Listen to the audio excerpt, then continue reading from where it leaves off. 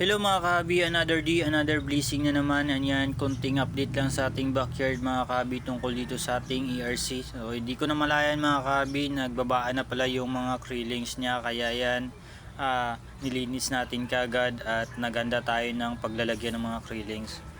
Yan mga kahabi, dito natin ilalagay yung mga krillings natin. Siguro in 1 month pwede pa sila dyan. Dagdagan lang natin, damihan natin yung plants mamaya. Ayan, ito yung nanay nila mga kabi. Gagawin natin dito, lipat na natin ng paglalagyan. So hiwalay natin sa mga krillings niya para hindi ma-stress yung mga krillings at hindi magawa ng pagkain kasi malakas to kumain tong nanay nila. Gagawin natin dito, ilagay muna natin doon sa rip tab natin. Ayan, may mga krillings din tayo ditong nauna. Nasa 2 to 2.5 inches na yan. Yan dito natin. Napakamalas mga kabi kasi wala na yung pair niya nakatakas. Nakita natin nasa baba na patay.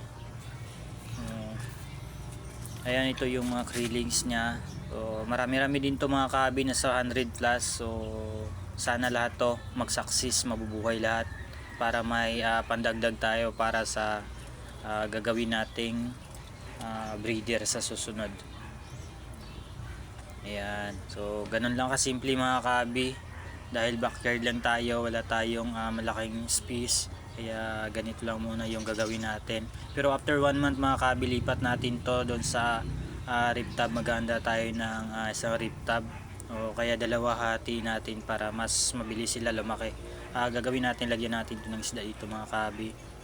May nakahanda tayong mga gapi dito.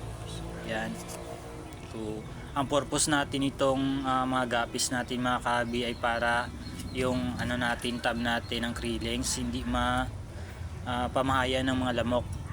Yan, yun ang purpose niya. So dagdagan na lang natin mamaya yung natin mga kabi, mga plants natin. So may kinuha ko kanina ng umaga na mga